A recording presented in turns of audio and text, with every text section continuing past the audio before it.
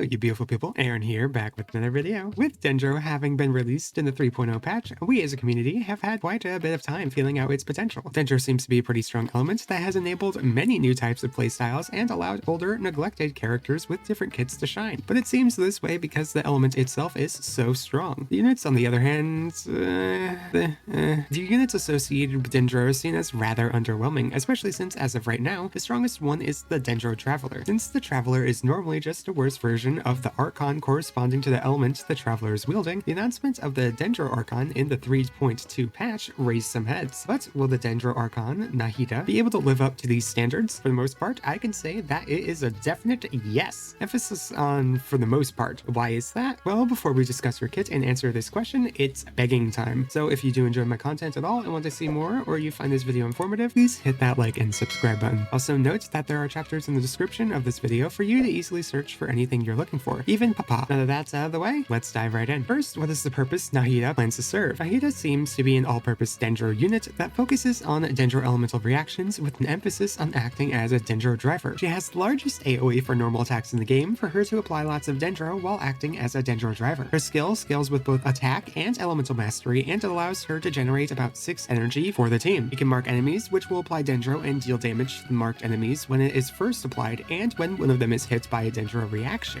If you're having trouble visualizing it, it's kind of similar to Raiden's skill, except you have to place the coordinated attack onto the enemy. However, it can only attack an enemy once every 2.5 seconds. This effect can persist off-field and has about 400% uptime. Her Section 4 passive converts her elemental mastery to a max of 1000 into elemental skill damage percent and crit rate. Her elemental burst is a huge AoE with 111% uptime that grants Nahida specific passives if her personal team is inside of it. The buffs are based on the amount of Pyro, Electro, and Hydro characters that are in the same party as Nahida, and it scales up to 2 of that elemental type. She gets extra damage percent on her skill if there are Pyro units, extra burst duration if there are Hydro units, and reduction on the interval between hits from her skill if there are Electro units. Her first Ascension passive also grants the current party member in her burst elemental mastery based on a percentage of the highest elemental mastery on the team. The highest this conversion can go up to is 1000 EM, granting 250 EM to the active party member. Her normal and charge attacks have normal ICD, while her skill has no ICD. Artifact time. In all honesty, she has only 2, the Gilded Dream set and the Deepwood Memories set. Let's test these 2 out and see which one outshines the other. For this comparison, I will be using her signature weapon, 1000 Floating Dreams, but I also want to use a 4-star weapon for another comparison, though I asked all of you what you plan to use as a weapon for her, and a majority chose the Widsith at the time of me doing the math. Then, out of nowhere, Sacrificial Fragments flew up at some point, and I refused to not do something with the work I already put in, so we're using both. There is another issue with her, and that's main stats. When doing the math for her main stats made a huge difference on her damage output, and there were only a few things that were really super consistent, so I will be showing the differences between those for each weapon as well. The main stats I wanted to test first are a triple EM build with that of a full DPS build, using EM, DENDRO damage, and crit. But at the time of doing the math, I heard a lot of people in the beta were using an EM Sands and Goblet, then a crit Circlet, so I tried that as well. To help make this easier on the eyes and not have just a giant flood of information, I will go through each weapon on their own and compare that way. Quick disclaimer before I show the numbers. All builds shown from here on out are done at rather high yet reasonable investment. You can get better, and if you do, you have a broken Nahida. All 5-star weapons will be at Refinement 1 and 4-star weapons at Refinement 5. Nahida will be at C0 and she will be the same level as her weapon at level 90. Okay, now let's start with her signature weapon. We can see that her normal attacks generally have a greater damage increase with Deepwood Memories, but Gilded Dreams comes out on top in most other situations except where we are overcapping on EM. Deepwood also seems to take the lead when considering the spread reaction for her skill, simply due to the small difference in damage that the difference in EM makes in these builds compared to the impact that the extra resistance shred does. Now onto the Widsith. For the Widsith, I am using the average damage and stats that it grants the player, so it's more of a general look at the weapon. This weapon is also generally strange as it grants Nahida so many stats that she already gets a lot of, making the passive less useful on her than other characters. This weapon has a huge impact on Nahida's normal attacks, which end up rivaling the normal attack damage of her signature weapon, but each passive effect has its own general strength. The attack buff tends to be incredibly strong for her normal attacks, the elemental mastery buff is incredibly strong for her elemental skill damage, and the percent damage bonus is a mixture of both, without reaching the same heights as the other two. The incredible swings in stat bonuses do end up affecting the main stat priority of this weapon a bit, since if you build too much into EM, the EM buff is really useless. This means that if you are able to supply Nahida with enough EM and substats, a full damage main stat focus will be the best for this weapon. However, EM,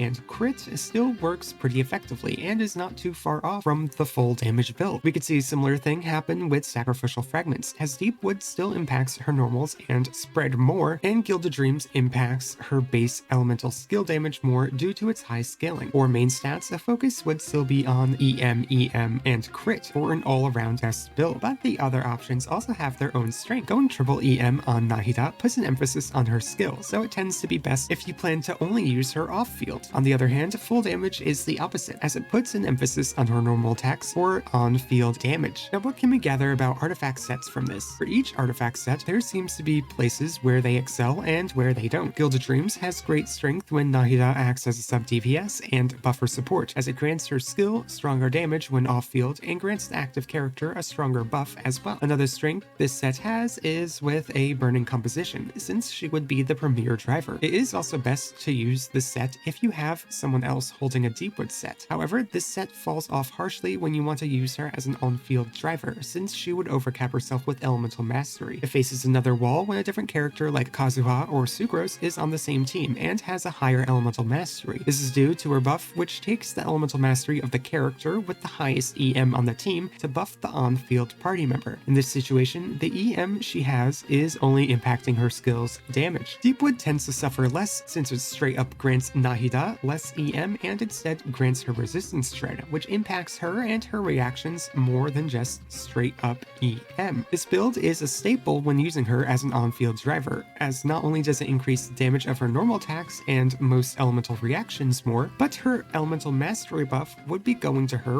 which would increase her skills damage and her reaction damage even further. These situations are mainly where this set is best used, and it's where she excels, so it seems to be her best set. While it may have less off-field elemental skill damage and less buffing for the on-field character, it does have her completely outpace Gilded Dreams in every other situation. The only time when you shouldn't run this set over Gilded Dreams is when another character runs the Deepwood Memories set, as the effects don't stack, but that's the only situation. Technically, you can have multiple builds for different artifact sets, but the most cost-effective and versatile option she has seems to be the Deepwood set. This leads me to stat priorities, since we also covered those somewhat in the last section. Nahida acts mostly as an Elemental Mastery scaling Dendro applicator that has functionality both off-field but also on-field. In fact, her off-field damage and buffs both synergize really well with her being on-field. So the question becomes, how much Elemental Mastery should we put on her? Well, for the sake of flexibility, you're not going to actually want 1000 EM. Instead, the upper limit for her being at 1000 EM while on-field with her own buff is at 800 EM. But if you plan to use the Widsith, this number changes since it grants her an Elemental Mastery buff between 240 EM and 480 EM, but only once every so often. So what's the upper limit of this weapon? Well, since this buff is only active about a ninth of the time, Nahida wouldn't rely on it as much as you might think, as it would generally lower her damage values quite a bit without it. So just aiming for 53 or ninth of 480 less EM from the cap would equate to having the most average damage. In the case of the Widsith,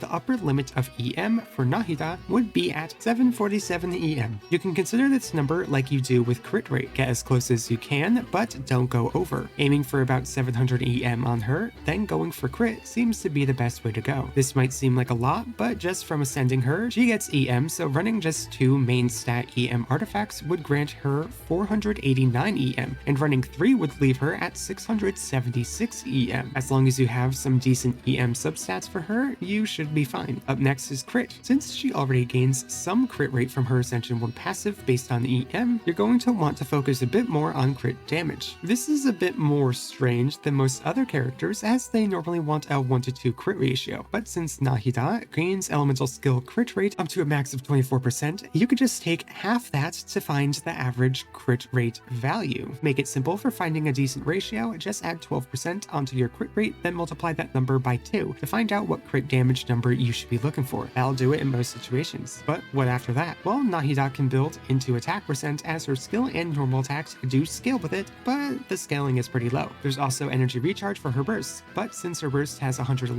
uptime and only costs 50 energy, while her skill generates about 6 particles, I don't think she's going to need energy too much. I would say that this is better than attack percent specifically for the elemental mastery buffing her burst grants the active character, but that's all it's really there for. So stat priority will be first EM to about 700, then a crit ratio of about 1 to 2.27, then ER, and finally attack percent. To help reach this, your main stat priority should be EM, crit, as it is the most versatile and easiest to build with. But if you do have all godlike artifacts, EM, Dendro, and crit can work really well too. Now let's talk weapons. As stated before, Nahida is a very versatile unit, so while she may excel in being an on-field Dendro driver, she can also act as an off-field sub-DPS and elemental mastery buffer for her main DPS. We will be taking a look at each of these builds using a Deepwood set and balancing out her EM and crit rate. Let's start with her off-field weapons, since I feel like most people will be using her like this. I will be taking the combined total of her skills base damage, spread damage, and pyro buffed skill damage, and add them together for this segment. Obviously, her signature weapon is her best in slot as it allows her to deal the most damage in all situations while also buffing allies. Next is the Kagura's Verity, which is actually an absurdly strong weapon for Nahida. Because her skill has such a low cooldown, Nahida is able to get 2 stacks of Kagura's passive per rotation, which is incredibly good. It really won't take her a long time to get this weapon maxed out, and it works even better for her if she is on field. As such, both of these weapons will be absurdly high up in every category because of how well they synergize with Nahida, and I will not be mentioning them anymore just because of how consistently strong they both are. Witsith is next because Witsith. Next we have Mapamare, which helps Nahida's own damage output while also increasing the damage for the rest of her party members too. After we have the lackluster DPS weapons, with the only one of note being Prototype Amber for more supportive utility and increasing rotation consistency. For an on-field driver Nahida, you'll notice I added more weapons because they were too lackluster as sub-DPS options. First is Solar Pearl, which buffs every part of her kit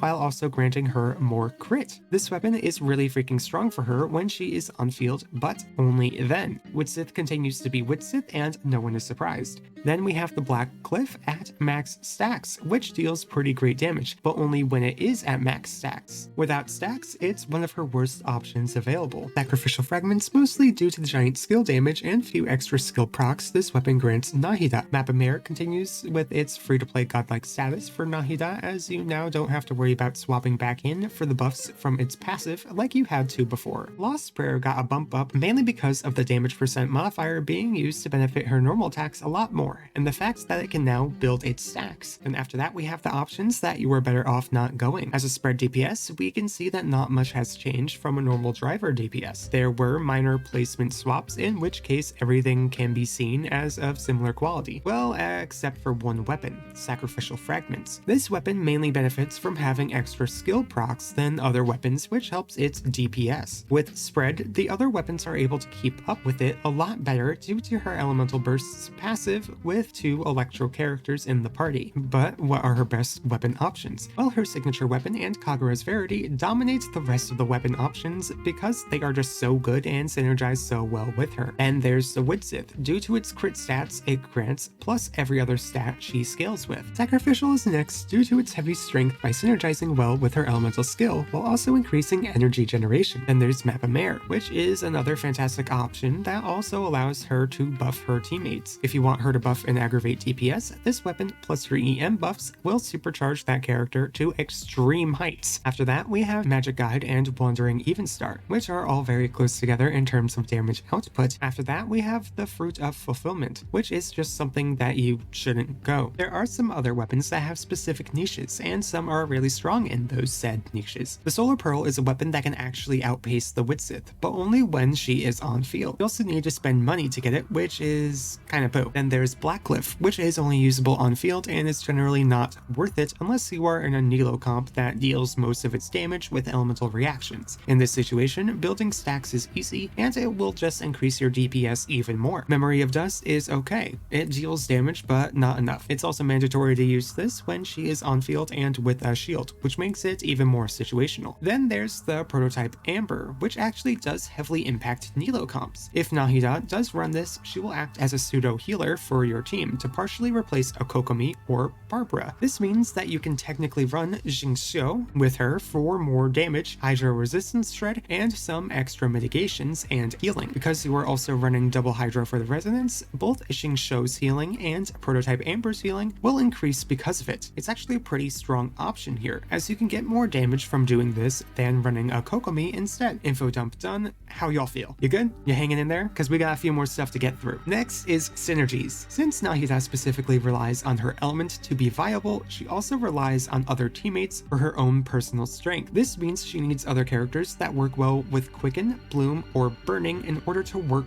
well with her. Because of this focus on Dendro in her kit, she works really well with characters like Keqing and Nilo, who both heavily benefit from the Dendro reaction. Keqing works really well with Nahida since she can build mostly into attack, yet still get a huge damage boost from Aggravate due to the buffs Nahida would grant her. Keqing also loses nothing from swapping out back to Nahida when her Dendro application disappears from killing targets. This is important as Nahida does not function well as an off-field character without a main DPS who can cover this weakness of hers. Nilo also works very well with Nahida since Nahida would be able to buff anyone's bountiful core damage when they are on field. On top of this, a Nilo comp is very quick swap oriented, which benefits the baby Archon as well. Since Nahida also has absurd Dendro application when on field, she's able to fit in as a sole Dendro applicator, making room for other Hydro characters that could be more beneficial than another Dendro character would be. These characters would be the likes of Ishing Shou, Yelan, or even Candace, all of which would work really well with Nahida as an on-field driver. However, there are some situations that seem like a good place for Nahida to thrive in, where she actually does not. First is with Cyno. Cyno, while he does benefit from Aggravate and only Aggravate, he does not synergize well with Nahida due to his absurdly long on-field window and her limited off-field Dendro application. Since Nahida's Dendro application goes away after an enemy dies when she's off-field, Cyno killing an enemy will reduce his on-field uptime by an amount depending on the situation. If there are a lot of trash mobs, he has up to a 5-second burst uptime before he needs to switch off. On the other hand, if there's a single or a few enemies with a lot of HP, Cyno will not have to worry about this as the duration of her elemental skill will be longer than his burst, so she's more of a situational pick. On a similar note, Nahida does not benefit all too much from being an on-field spread DPS. While the damage is not bad, she deals about 2/3 the damage that a Ganyu would in the same amount of time while using Melt. While that's not bad, it's not good either. She also gets a lot more benefit from her skill rather than her normals when spread is involved. In order for this to work, you would have to run her as a full DPS. In a similar vein, she doesn't work too well as a driver in Hyperbloom and Virgin teams, since her huge EM is not interacting at all with the reactions. In this situation, she would have to be used as a sub DPS and buffer. These limitations are Nahida's greatest downsides, but in my opinion, her upsides tend to outweigh them. Nahida is the greatest all-purpose Dendro user in the game, and I don't think anyone is going to take that away from her anytime soon. She has some great buffing capabilities as well as good Dendro application both on and off field, with the plus side of acting as a decent battery too. While offering such strong supportive utility, she is also able to act as a driver for some Dendro-related reactions. She comes with a burst that costs little energy and has an absurdly long uptime as well as a skill with insane uptime too. Her skill also has really great base damage with her main stat that also turns into a damage multiplier and grants her crit rate. However, these upsides do come at a cost. While she is good when using her within her own element, she is absolutely unusable in other compositions. This is unlike all other Archons in the game that see relevant play despite their element. The closest situation to her is Venti, but even Venti has such insane CC that he can still be used in Geo comps despite not being able to swirl Geo. Kusanali does not have that same benefit, as her only utility is completely outshined by the likes of Sucrose, who offers more and for the whole team. Her main off-field ability is also reliant on the enemies not dying, so it requires her to constantly be swapped on field in most situations. This can be a huge detriment to a character with a long on-field time like Cyno. Then there's the fact that her elemental burst offers very little in the grand scheme of things, except for the elemental mastery buffing at Ascension 4. Do these things make Nahida a bad character? No, not at all. She still seems like the best all-around Dendro unit in the game, and is definitely a must-pull if you plan to use Dendro in the future. But her lack of team versatility pegs her down a bit in my eyes, as you won't see her in places where Dendro reactions aren't the main focus. That being said, I thought I tried something new this patch, and rate the characters out of 5 stars. So based on the information above, I'm going to have to give Nahida a very strong 5 out of 5 stars, since she is so strong in her own area despite the fact that she cannot stray from that designated area. I would compare her similarly to Fischl or Rosaria, as they have multiple team comps and multiple situations where they are incredibly powerful picks due to both damage and utility, but they're not going to fit into every comp you use. Anyways, what do you guys think of Nahida? Do you think she's overpowered? Do you think I'm wrong in my assessment? Is there something I missed? Tell me in the comments down below, as I would love to hear them. But that's all from me today. Thank you all so much for watching, and I hope you all have a wonderful day. Bye bye!